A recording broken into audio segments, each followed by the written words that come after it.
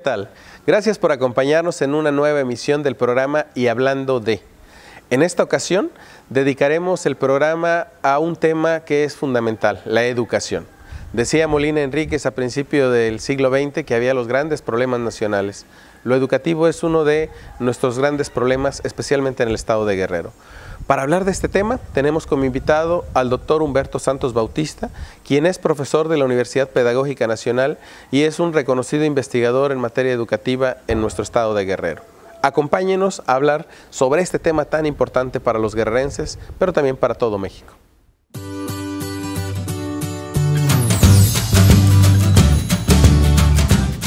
Y Humberto, hablando ya de la educación es un sector muy amplio, lo básico, lo medio superior, lo superior, incluso podríamos hablar de la educación intercultural.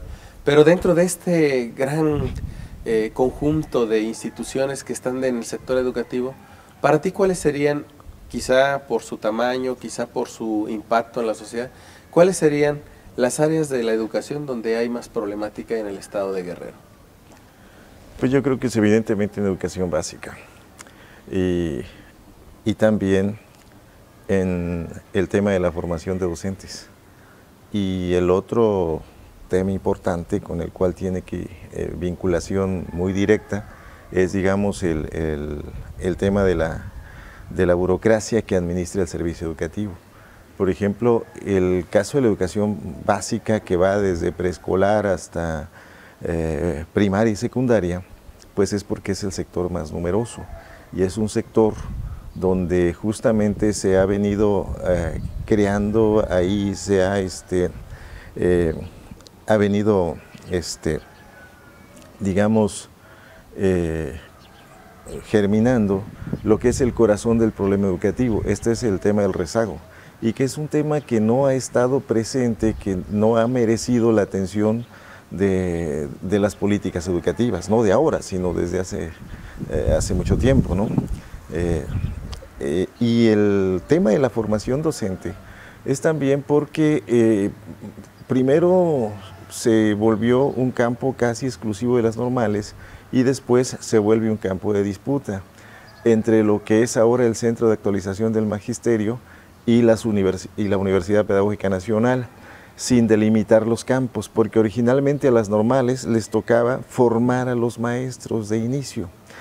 A los centros de actualización del magisterio, que su antecedente es con Jaime Torres Bodet, que lo funda más o menos en 1940 y tantos, en el periodo de Ávila Camacho, 43, perdón, si estoy bien, que lo forma precisamente porque ve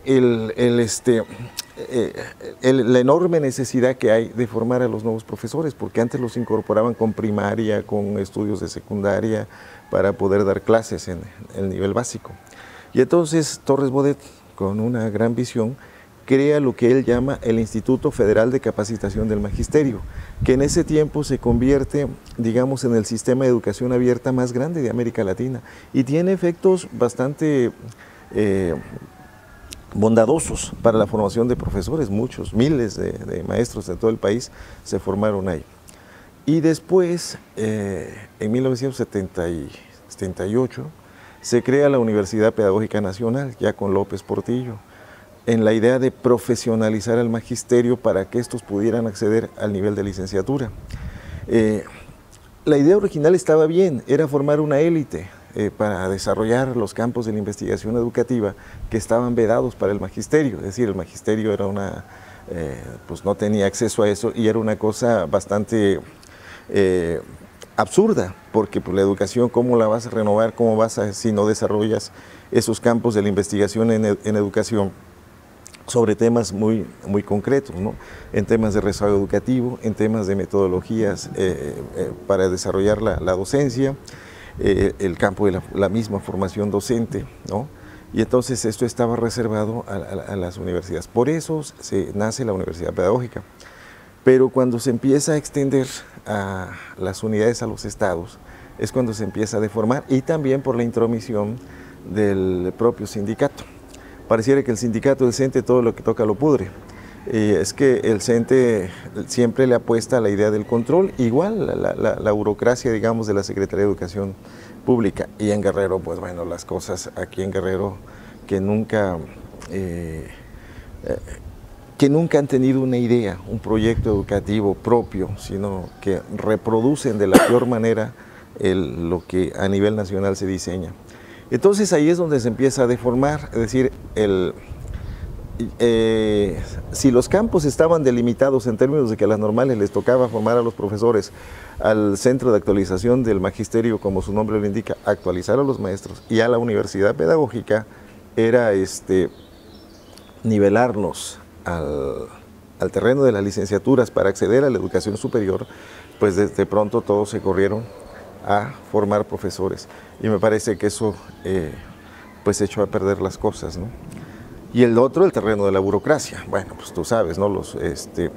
En Guerrero es una tradición de que los secretarios de educación que han pasado en Guerrero a partir de que se funda en el periodo de Ruiz Massieu, en 1993, que se funda la Secretaría de Educación, aquí en Guerrero, a raíz del proyecto de descentralización educativa que se instrumenta en el periodo de Carlos Salinas de Gortari.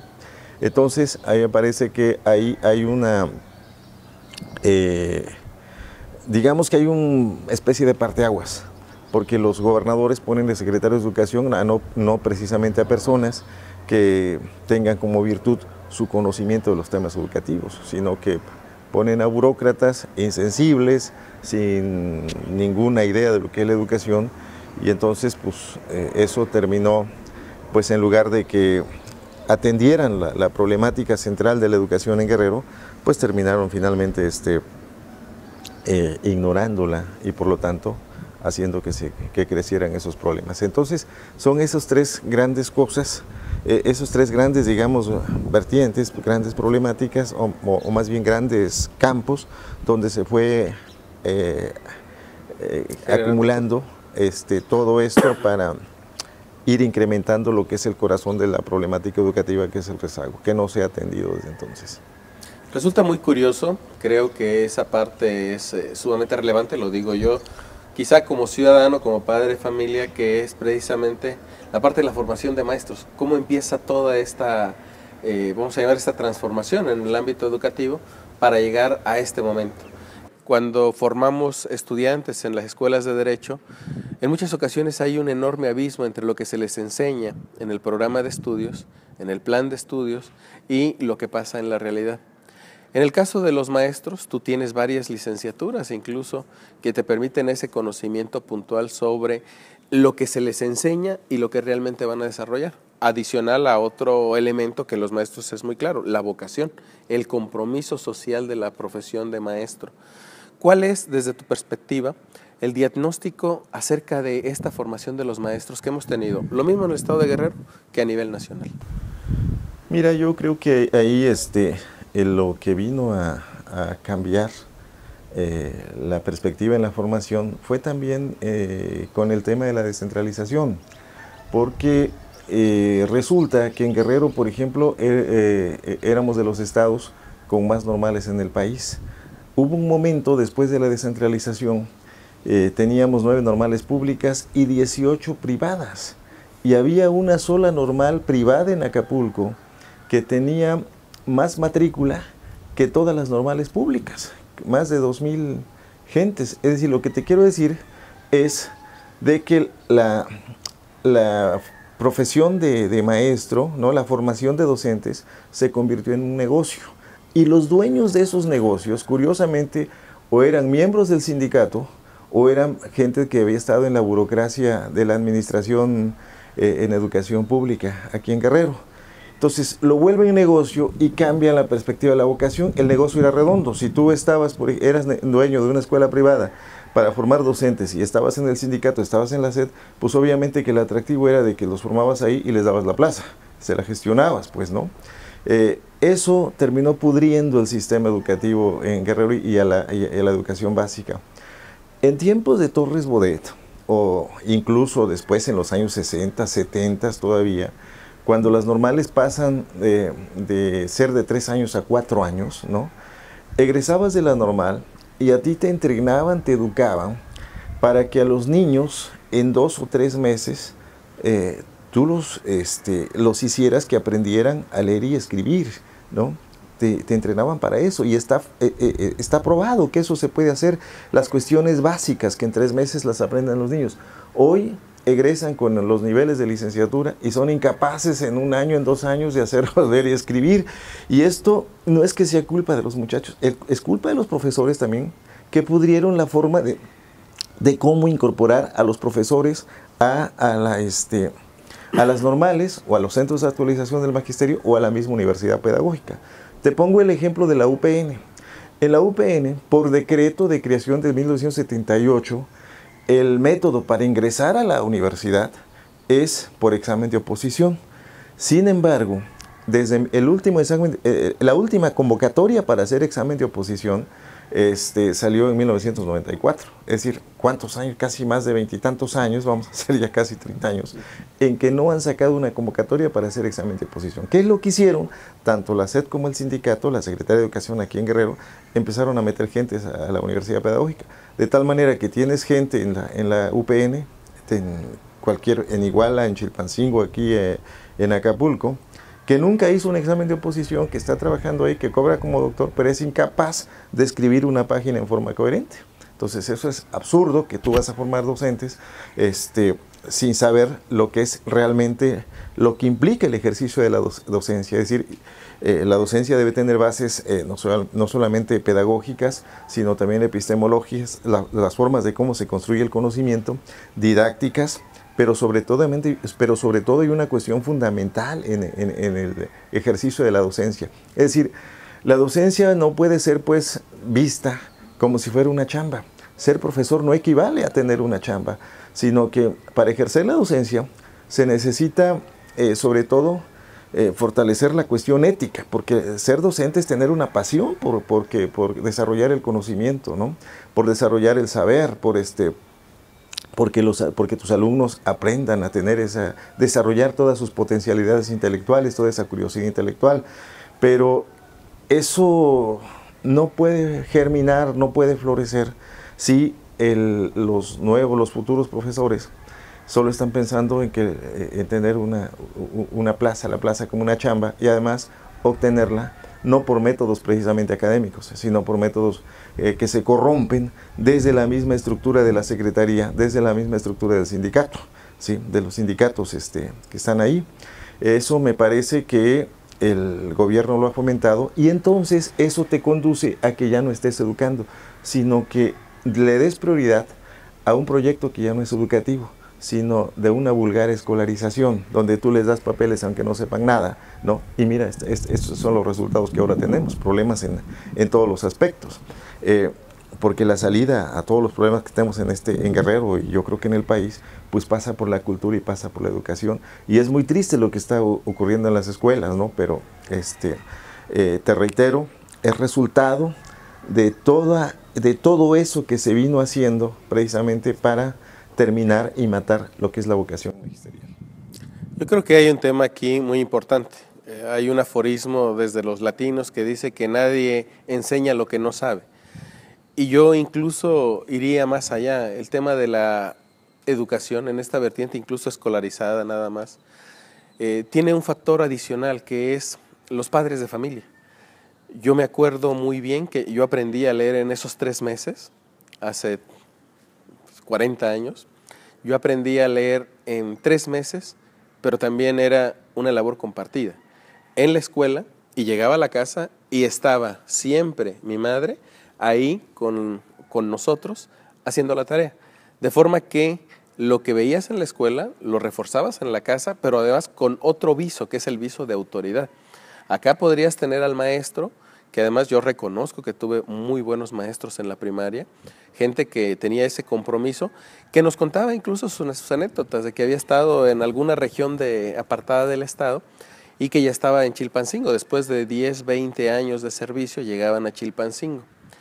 En ese contexto, y hablando un poco sobre el estatus que tiene hoy la educación, donde vemos que hay numerosas escuelas en todo el estado, que tenemos una nómina de profesores sumamente amplia, tanto en el ámbito de la educación pública como en el ámbito de la educación privada.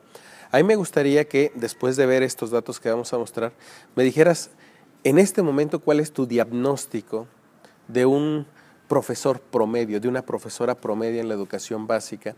¿Y cuáles son las expectativas que tenemos para mejorar esa condición? Veamos los datos.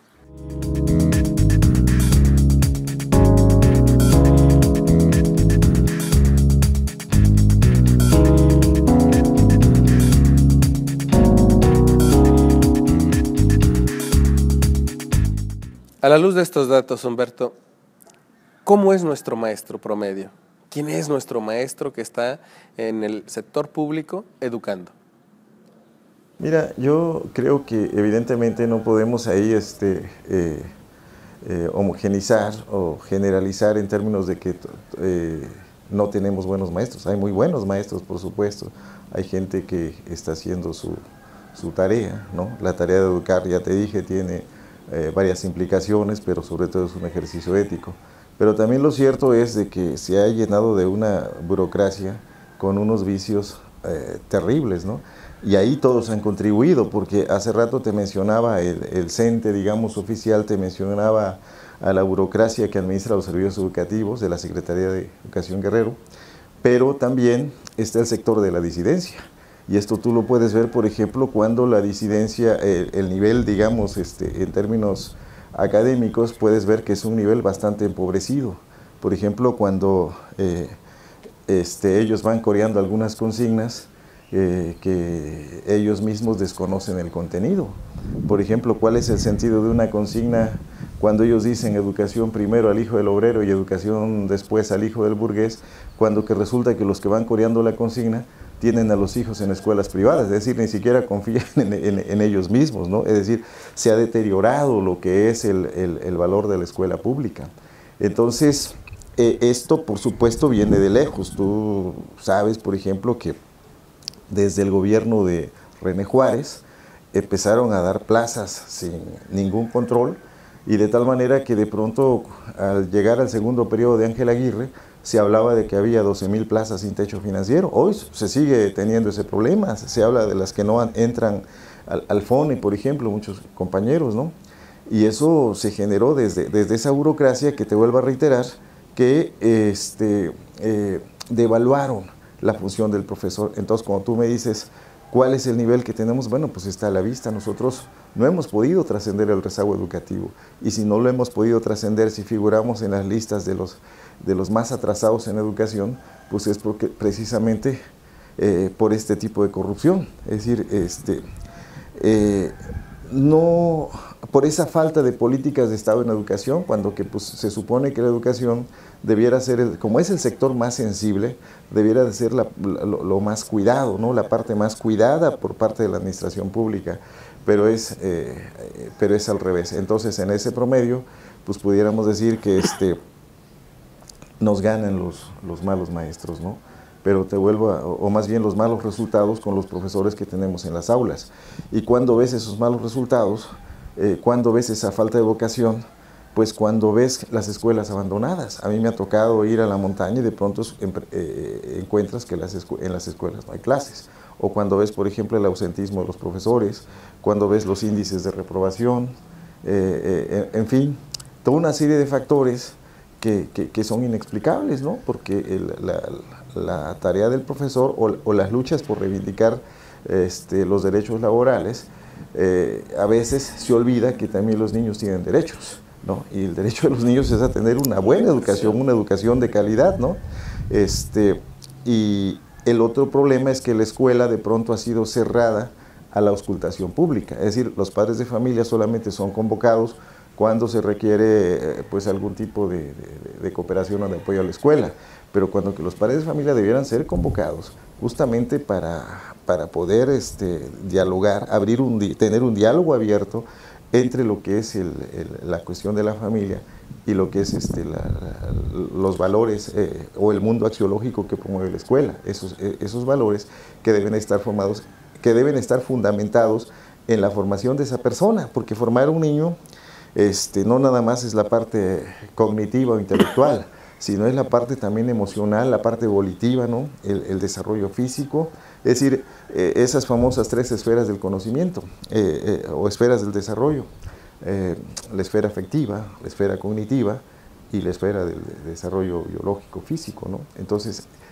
en la escuela, al privilegiar esa parte puramente intelectual, la ha reducido a simplemente a dar información. Y hoy en día, en estos tiempos de parafernalia tecnológica, ¿no? Pues no, eso no basta en las escuelas. Es decir, no basta para formar un niño que solamente le des información. ¿Por qué? Porque lo que tienes que hacer, además de los lenguajes, los nuevos lenguajes de la ciencia, para tener una educación completa, tienes que enseñar a los niños los nuevos lenguajes de la ciencia, los lenguajes del arte, los lenguajes de la tecnología, ¿no? Para que ese niño pueda acceder en estos nuevos escenarios a una educación efectivamente de calidad. Obviamente la tecnología es una herramienta, pero pues es una herramienta indispensable, ¿no? Entonces yo creo que ahí varios profesores pues se han quedado en el rezago. Ahora, si a eso tú digamos como información adicional, tú tienes el 90% de escuelas en condiciones terriblemente desastrosas, ¿no? Pues entonces tenemos el panorama completo, ¿no? De que realmente es muy compleja, muy delicada la tarea que desarrollan los maestros en las escuelas. No, bueno, y más compleja, pues a la luz de lo que me dices, por los problemas que genera. O sea, acabas de mencionar, por ejemplo, el tema de las plazas sin techo presupuestal. Generan un gran problema que se ha heredado administración tras administración, porque implica recursos que no están contemplados y que se tienen que distraer en ocasiones de otros rubros, y que al final repercute en un hecho que tú has mencionado también, que es cómo los propios sindicatos han tergiversado en ocasiones esa lucha por los derechos laborales, por los derechos de los trabajadores, y ha repercutido en contra de los derechos de las familias y los derechos de los niños. Sin embargo, dentro de todo este mundo educativo, al menos en el aspecto básico, también hay que distinguir específicamente lo que pasa en el ámbito rural y en el ámbito urbano, en Guerrero. Hay que darse cuenta, por ejemplo, que entre uno y otro mundo, ¿sí?, hay una diferencia sustancial.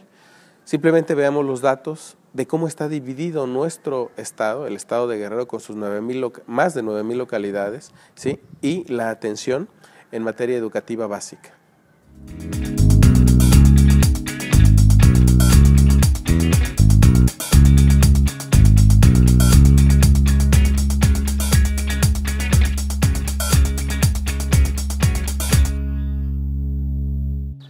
A la luz de estos datos, Humberto, ¿qué es lo que nos puedes decir sobre esa educación que reciben en Guerrero, en las áreas urbanas y en las áreas rurales, todos los niños guerrerenses?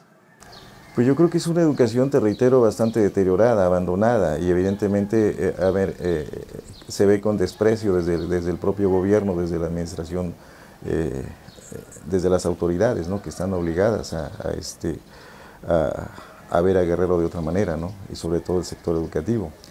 Pero ese abandono evidentemente no solamente es la autoridad, sino también de los profesores, porque culturalmente se ha venido viendo a la escuela pública como un espacio simplemente de colocación y no, lo que te decía, como un espacio de formación.